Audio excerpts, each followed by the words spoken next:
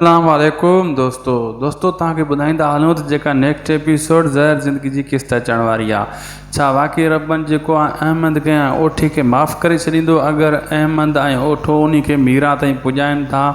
ऐं कमाल खान बख्शू सां हाणे नेक्स्ट कहिड़ो क़दम खणण वारो आहे रईस गफ़ार खान ऐं हकीम खान जे ख़िलाफ़ु। सॼो वीडियो इन्ही में तव्हांखे ॿुधायूं था त इन वीडियो में जेका भी कहानी हूंदी पहिरियां इन खे पूरो ज़रूरु ॾिसिजो ऐं शायदि को सो वीलोग यूट्यूब चैनल खे ज़रूरु सब्सक्राइब कजो।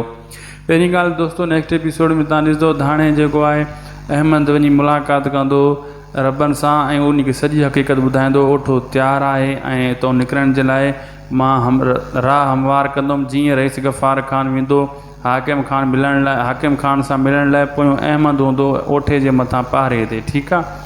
वो अहमद जेको आहे दोस्तों रबन खे घुराईंदो ऐं रबन सां बि मिलंदो। रबन उन खे सिधी ॻाल्हि कंदो अगरि मीरा ते मूंखे पुॼायो ओठे त पोइ मां तोखे बि माफ़ु करे छॾींदुसि खून ऐं जेको आहे ओठे खे बि माफ़ु करे छॾींदुसि। बिल्कुलु दोस्तों रबन जी नीयत साफ़ आहे सची आहे उहो माफ़ु करण जे लाइक़ु बि आहे माफ़ु कंदो बि सही। लेकिन ओठे जी फितरत में जेको आहे रुगो ज़ुल्म ऐं ज़ालिम ऐं जेको आहे शैतानगिरी आहे। ओठो इन शइ खे माफ़ु न कंदो। ओठे जो इहो प्लान आहे त मां जेको अहमद सां गॾिजी जीअं रबन मूंखे आज़ादु कंदो मां उनखे पुठी में गोली हणी जान छॾाईंदुमि। हाणे अहमद जीअं पहिरें ते हूंदो तीअं रबन ईंदो उनखे उन टाइम ओठे खे छॾाइण जी कोशिशि कंदो। अहमद उअं ई गॾियल आहे। बाक़ी उन टाइम रईस गफ़ार खान वारा फ़ैसिले ते हूंदा हाकिम खान वटि ऐं पोयों ओठो ऐं रबन जेको आहे इहो कमु कंदा।